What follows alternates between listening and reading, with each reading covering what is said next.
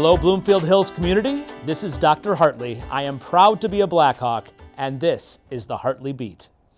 An important topic that students, staff, and our community have been engaging in this school year is the impact that smartphones and social media are having on the mental health of our students. To continue our learning and conversation around this topic, I am excited to be able to share information about two upcoming events that will help to inform and engage our parents and students. First, we will be showing the documentary film Screenagers to all students on Friday, March 14th. We will follow up the film with a small group discussion and short survey for students about their personal technology use. Parents will be given the opportunity to view the documentary at BHHS on Monday, March 3rd at 6 p.m. Later that week, we will send an opt-out form to parents if they choose to not have their child participate in this activity.